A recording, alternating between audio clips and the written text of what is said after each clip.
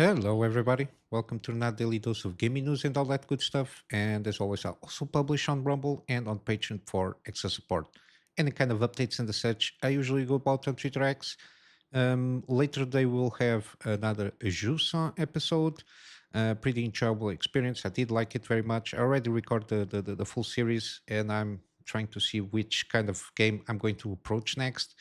But yeah, and I also have a 4K complete gameplay series here on the main page of the channel. So let's go to the news. We've got a busy day here. Um, there's something interesting happening, interesting to say the least, regarding the 60 series, not the series, models from NVIDIA. So the 5060 non-TI, the TI 8 gigabyte and 16 gigabytes. Regarding especially embargo lifting and review stuff there. Again, very seems a little bit shenanigans happening through NVIDIA. I didn't see this hardware unboxing. I didn't caught in my feed here regarding this situation, but it seems that the 5060 Ti 8 gigabyte versions will not have a review cycle as usual. Only the 16 gigabyte. Again, even I think now this 16 gigabyte is going to have the same kind of assembly, let's say, regarding the 4060 Ti 16 gigabytes, which is the memory is going to be on a clamshell configuration instead of having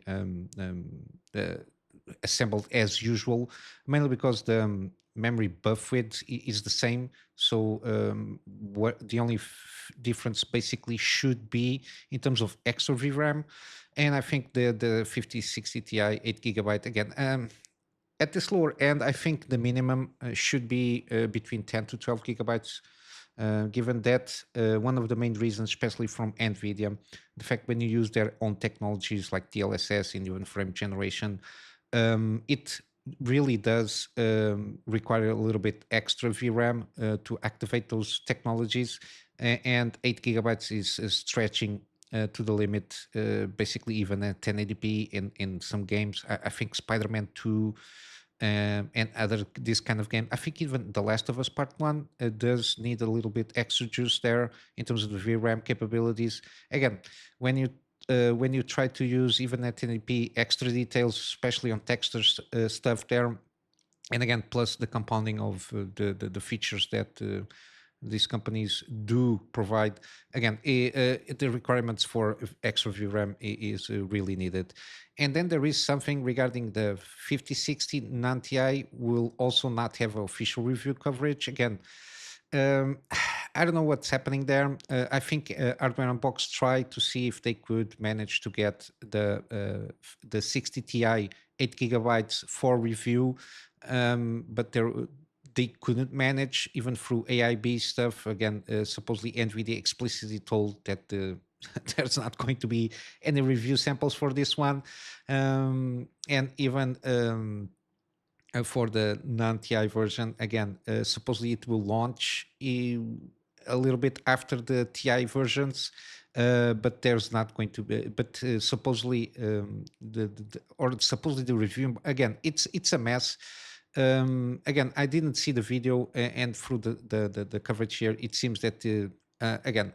I don't think they are very confident, or even if they are confident, I don't think there's going to be a lot of coverage, to say the least, regarding the review cycle. I think they're trying to focus only in the 50 60 Ti 16 gigabytes version, mainly because of the competition from AMD, the 9060 XT.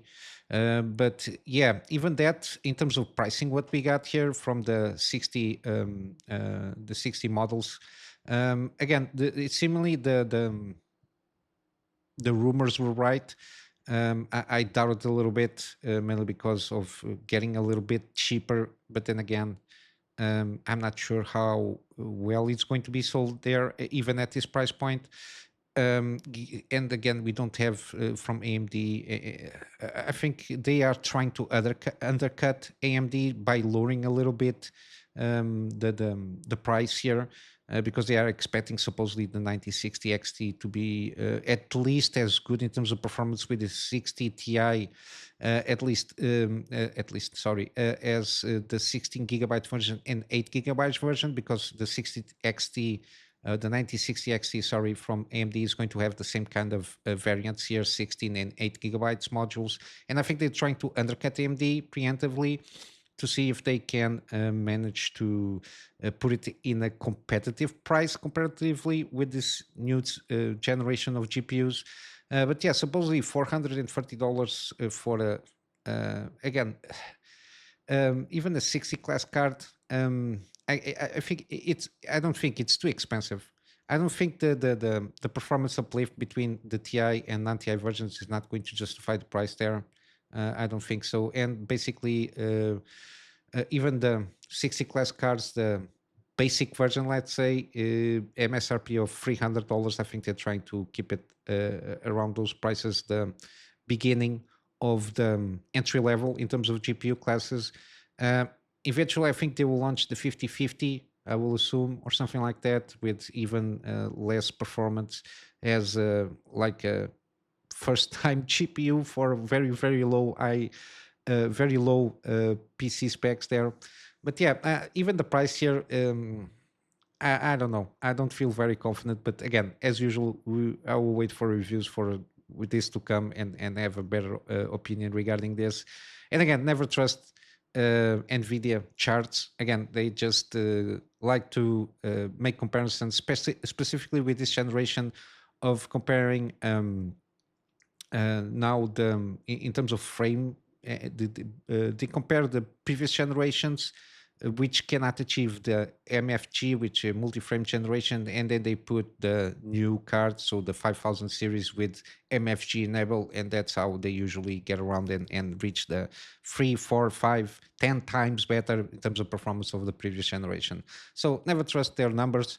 We'll have to wait for reviews here, and even in terms of specs here, I don't think this is going to be a huge uplift generation to generation. The only thing that might be a bright spot, let's say, is going to be the reducing of the price of the starting asking price. But again, given that we've been seeing NVIDIA with a lot of issues from the driver side, I've been watching a couple of videos here and there of content creators that have various types of NVIDIA GPUs, and it seems to be a trouble and a issue is plaguing almost every, especially older GPUs, is plaguing a lot, and even some new GPUs. Again, still don't know exactly what it's happening there, but it's something related to drivers. That's my perception.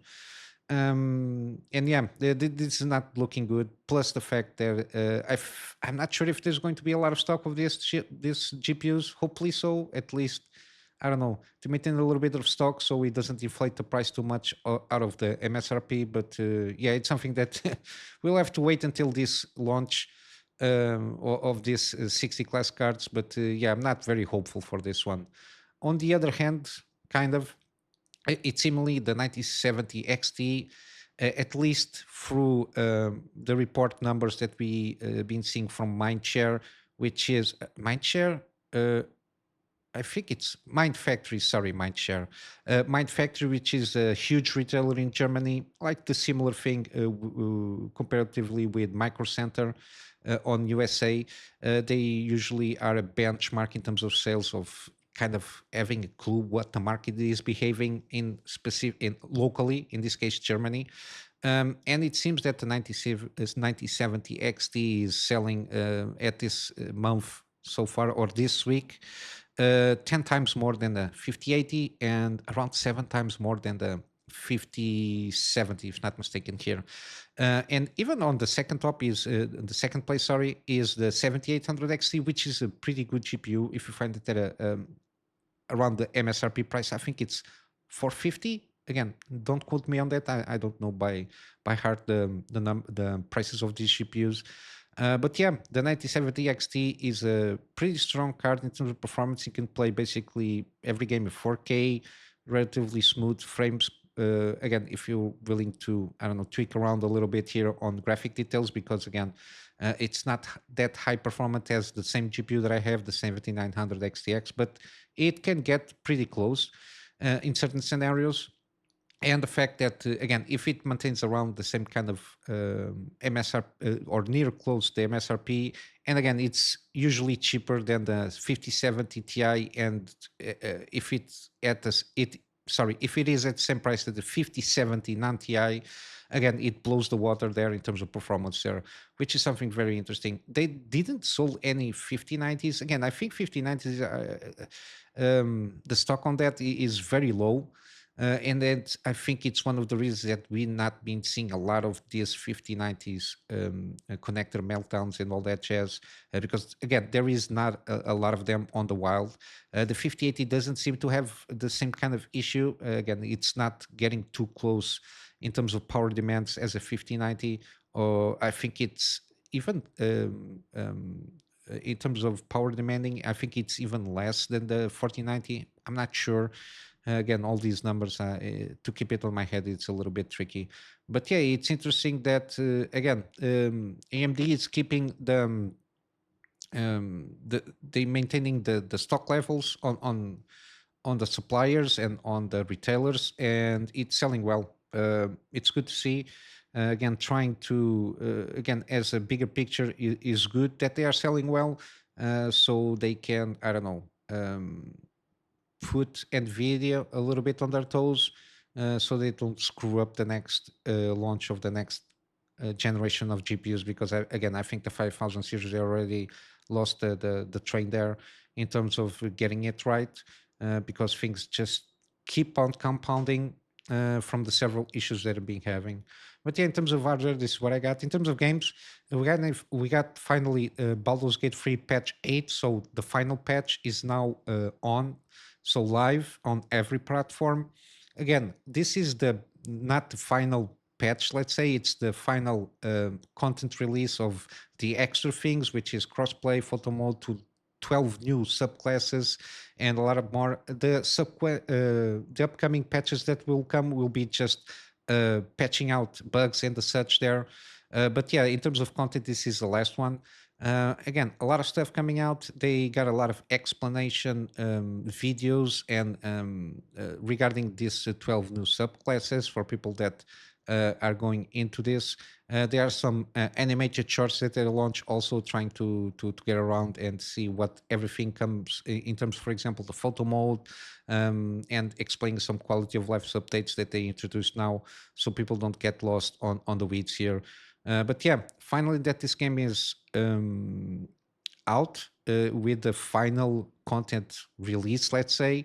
I'm more interested more than ever and trying out this game, because again, it's even more complete. Again, it was launched already as a complete experience. Everything they've been launching here is being for free, so no microtransactions here. It's just free content that improves a lot and adds up to the game itself. But now that they are settled and they don't plan to do any kind of content releases, I think it's a good time for me to maybe in the next gaming deal that Baldur's Gate is, because at this moment I think it's still on the deal. Again, I got a lot of stuff on my library that I want to go through first, then start just piling up even more stuff on my backlog of games that I want to play. I prefer to wait and leave it. Maybe I can get a better discount next time. I don't know. But yeah, good to see. Hopefully now they will start ramp up production more on their new IP game. But yeah, I will assume there's going to be still a very small team trying to see what kind of bugs can be fixed out and all that jazz. But yeah, the last big patch is launched and live at this moment in time. Same thing comes from Kingdom Come Deliverance 2. It was updated now, version 1.2.4, and they had an hardcore mode, which is very interesting here. Which is one of the things is Harry, which is the main character, can no longer see his location on the map, nor can he use features like the compass or fast travel. The compass, I think it could be used still. I think it's something that, in terms of navigation, I think compass is a basic stuff there. But again, given that they to a certain extent they try to be relatively realistic, but I think again at that point in time they could use compasses, but again I'm not sure. That's another rant. But yeah, they also added when you start a new game in hardcore mode, they you have to choose 3 negative traits, which is interesting. From angry, dimwit, shy. Again, I think this will eventually affect negatively on the gameplay that you're going to do, with some interesting effects there. But yeah, and another stuff is again a lot of bug fixes, some quest fixes, and more additional content there regarding I think the DLC stuff there. Yeah, the good to see. Again, I'm not sure. Again, usually this kind of game very simulation heavy. Usually it's not it's not my thing usually, but I'm willing to give it a go eventually, probably sometime in the future. Got a new announcement here with a game that it's very similar to Dredge, which is kind of the same Lovecraftian fishing adventure. The game is called DREADMOOR. It's very similar. You got a boat. The thing here that tries to distinguish itself is first person, and it's going to be more action oriented. So you still fish. You have the inventory management. You got the boat and the upgrade mechanics there, but it's more. I think it's more oriented for being more actiony heavy, because I think you got weapons that you can use to fight monsters and all that jazz. So I think there is a little bit twist to try to distinguish yourself from Dredge. Dredge is a very good game from what I understand, but it's kind of top-down view, if not mistaken, and it's more choices.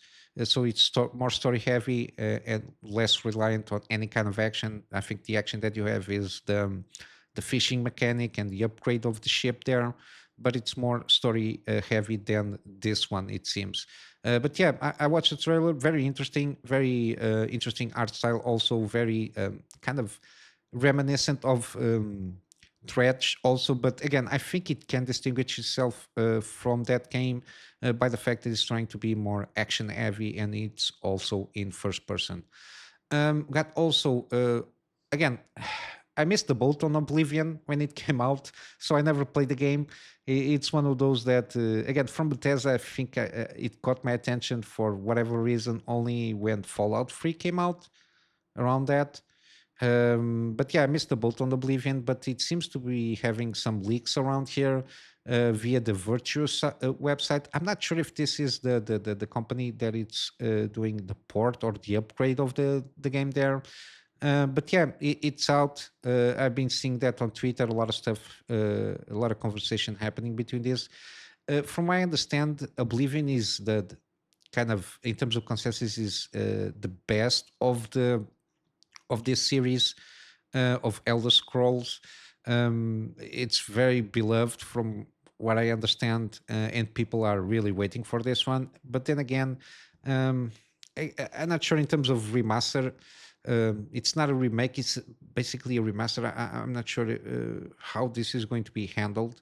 If they're going to do any kind of huge changes on gameplay mechanics, on the story, and choices and consequences, if they're going to upgrade any kind of game systems there. But yeah, people are waiting for this one. Hopefully, Bethesda can hit the nail here in terms of delivering this project to Virtuous. But yeah, this is not a new game in the franchise, but we'll have to wait and see how this goes also when the reviews start popping out. We got also here, interestingly, Spotlight Once Upon a Tile. It's a roguelike with an interesting premise. It is. I watched the trailer. It's very interesting what they're trying to do here. Basically, you start off in a tile there, and then you got kind of the deck stuff here, part of the game, which several tiles that you connect through these little bridges here, and then you proceed there. Again, I assume the hexagons here, the red ones and the yellow ones. Again, you have to play around with this so you don't, for example, lose HP and catch like healing stuff and upgrades. Again, this is kind of a roguelike. You will have to go around and figure out what this does to a certain extent.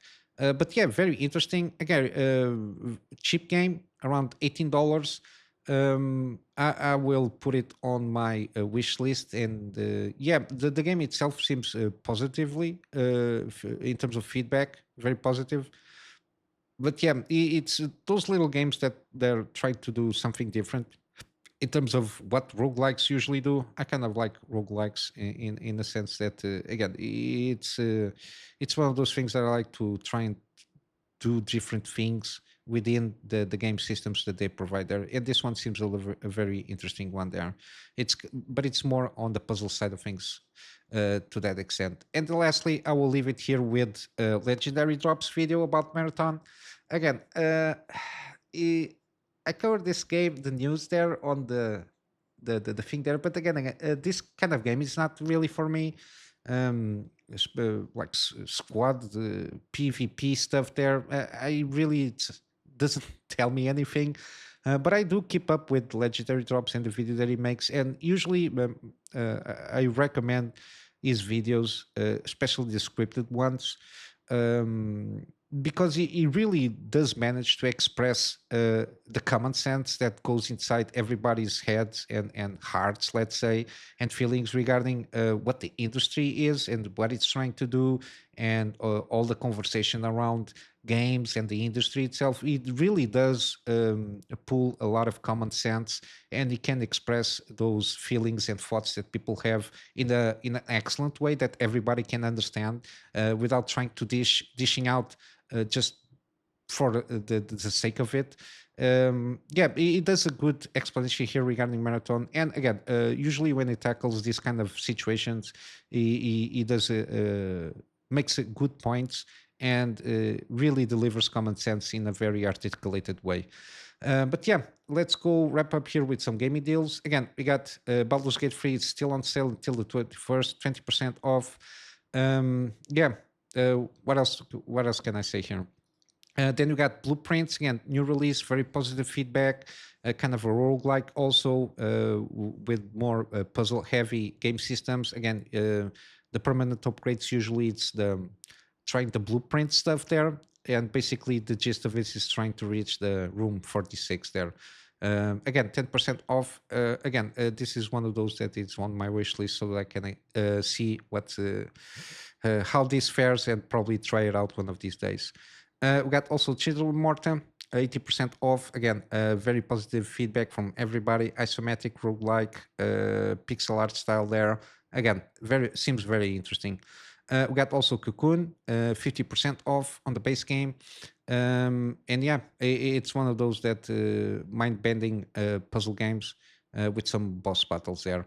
We got also Darkest Dungeon, 85% off. Again, it's one of those that also came about 2016. And yeah, it's still very well loved, and they got a bunch of editions here that add up to the gameplay itself there.